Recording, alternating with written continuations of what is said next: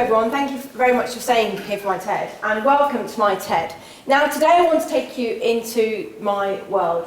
I want to open up your minds. I want to create curiosity. I want you to really feel like what it's like to be in my shoes, Heather Fisher. And I love my shoes. I have a cupboard full of shoes. Now, I'm Heather Fisher. I'm a Rugby World Cup winner. I'm Olympian and I'm a Commonwealth Games medalist. I am also really, really stubborn. I am really strong-minded. I am hard work. And everyone who works around me will probably say the same thing. I'm a high achiever. I'm a go-getter. And I'm really, really demanding. But I want you to remember that I'm also human throughout this whole story. For me, identity is absolutely within us, like totally within us. I have never really felt like I fitted in. I still don't. There's not many people you see like me, bold and muscular, strong, female. But people talk about identity these days in terms of box ticking, what boxes they tick or don't tick.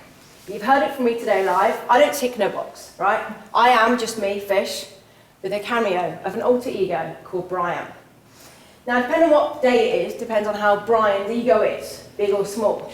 But my ego is green. He's vibrant, he's energetic, he's a go-getter. He's really impatient, he's really demanding, he protects me. He doesn't like ticking boxes, let's just say, okay? He is my alter ego. And he's been with me my whole journey. Now, before I tell you how Brian came to the forefront of my story, I want to take you back to the real start. Now, this story for me is really personal, raw, and really honest. And it's something I've not really spoken about until today on the stage. Why? Potentially scared to admit it and afraid, I suppose, of who I actually am. Now, it started when I was 14 years old. I wanted to become Olympian. That was my goal from 14 years old. My identity was wrapped up in becoming an absolute superhero. No one really knew about my mission, about being an athlete, because I kept it a secret. Of course you do. I kept it an absolute secret from everybody. But I used to look at athletes like they were superheroes. And as you know or may not know, every superhero has a kryptonite. They all do. And mine was fast approaching. Age 15, and my identity was still very much wrapped up in becoming this Olympic athlete. But I also identified with being female as small and skinny, because that's what I saw as a young girl growing up. I became really ill, and I hit an all-time low. I was in an absolute pickle of a mess. I had anorexia, really, really ill, to the point where my mom thought she might lose me. I was gaunt. I was so depressed, so sad, so wrapped up and controlled by anorexia. My identity surely changed, and it owned me, it controlled me, but it also gave me this sense of control. It was really simple, you see. If I ate, they won. If I didn't eat, me and Brian won. We won. And he was louder than ever. His voice was with me the whole time. He protected me. We stayed away. We won the fight. I would do anything I could to not get caught by food, to eat food. I would take any drug possible, get it in my system. I was skin and bone, and I was really, really ill. I would lie in bed, and I would know I would have to scream for help. I would cry out for help, but I was so stubborn that I wouldn't reach out. You see, every night was spent in hospitals with nutritionists, with psychologists, trying to work out why I wouldn't eat. And on scales, being threatened to put into hospital to be fed off a drip if I lost a pound. The problem was, the fire on my belly, I wanted to be Olympian. And so it didn't marry up. It was like a head-on-head collision. But one night it changed. And after my life had come into a standstill, I was on the verge of going to hospital. But this particular night, and I can remember very clearly, I only remember one part of the conversation. But I went to the hospital, and I turned left down the corridor. I slumped myself into a chair. And this doctor said to me, "Heather, what do you want to be when you're older?" And I replied, and I've never told anyone because I was on a secret mission, I replied, "An athlete." And he said to me, "You won't be an athlete, unless you eat. And it was those words that have resonated my whole entire career. The emotion that I had inside of me, the rage, the anger, I was trapped. It was like someone had just given me permission to eat. I didn't go home and just eat, like, obviously eat a full-on meal, right? But I ate a little bowl of Special K. And it was almost like I'd given myself permission to just go for it. Now, I knew that the stubbornness that me and Brian had that led to my darkest days, my worst days, I knew I had to just reframe and redirect, and I was on a mission. We were on a mission. My identity was in transition. I was anorexic. The difference was now it didn't own me. And the will to want to be Olympian had to be so much greater than anorexia. It had to be. So, the real me, the Olympic dream. When I put my England shirt on, I was absolutely invincible. I was on top of the world. I was the best I could have been. I was powerful, dominant, strong. I ran people over for literally free. I loved it. I bent them over like a piece of paper. And that's what I love to do for a living. I was free. 4 white lines, a smell of grass, smell of mud sometimes. And I could just express my full self. The shirt always represented so much more to me than just me. It was everybody else who patched me back together. And trust me, I've been on a little bit of a roller coaster. But everybody who patched me back together was a part of my journey.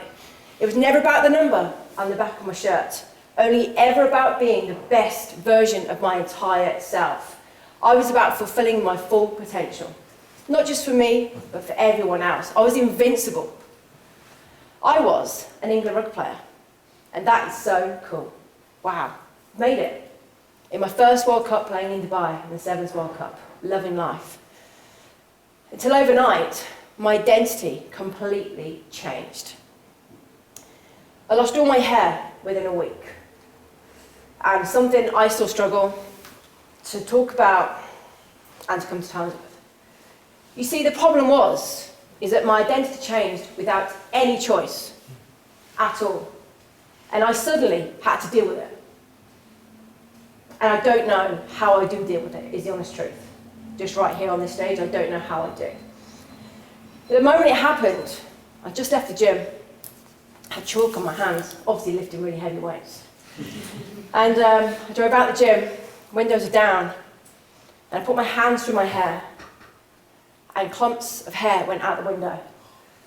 Now, you never think that moment in time that your true physical identity would completely change, and people would look at you like you're an animal, like you're an alien.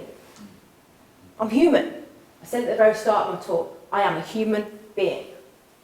But all of a sudden, people wouldn't look at me like, who's that? It was like, what's that?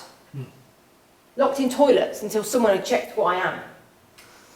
Poked out of toilets physically with a broomstick. It's true.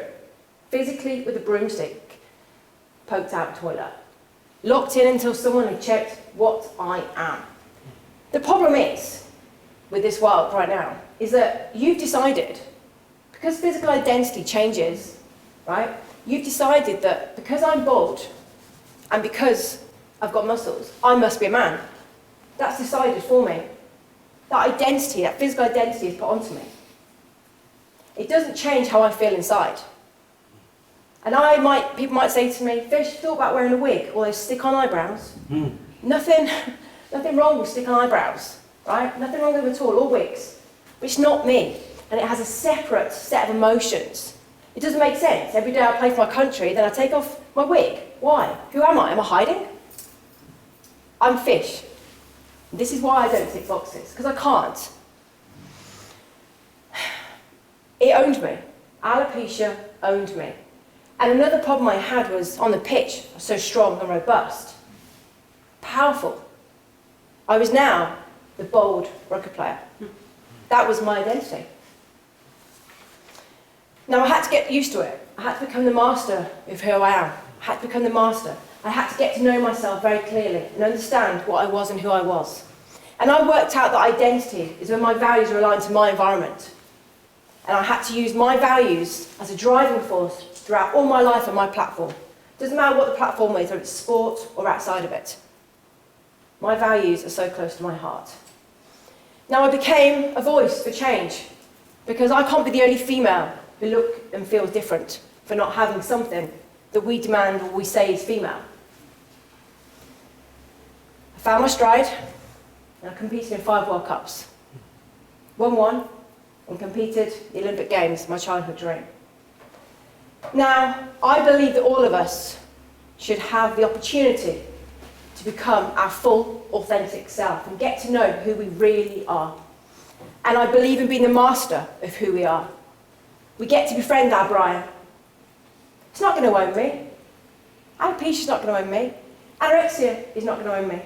And I stand here on this stage now as a retired athlete. I like to call it the rebirth. But every athlete goes through transition. It's one of the hardest things you go through. It's blind. You see the medals, the podiums. You see the spotlight. We see the resilience, the hard work, the courage, the bravery it takes to be ready for that one moment in time for your entertainment. It takes a lot to be at your very best. I know my purpose, and I know my mission, and I know my values. Thank you very much. And I know what I'm going to bring to this world. Sometimes I share that with the world, and you might do the same. And sometimes you won't. And that's okay. Sometimes you want to. Sometimes you just don't know how to. And believe me, I've been there. You see, we label without listening. And we judge without asking the question. Why? You put people into boxes. I don't get it. Identity is within. It's innate. It's who we are. No one else decides for us. Now, question to you. Are your values aligned to your environment? I get to choose that now. And I get to choose the people who bring me up. I get to choose my own team around me, and my own values and my own environment. Are you friends with your inner voice, your Brian? Do you know all of you? Are you the master of who you are? You should be, before you start judging others. Because identity is truly within us. And it is innate. Now for me, I'm not asking you to be perfect. I'm asking you, or all of us, including me, to be a better version of your full self. To bring everybody up, to stay open-minded, and please stay curious. That's what I'm asking you to do. Because that's my choice, and I want it to be your choice. Thank you.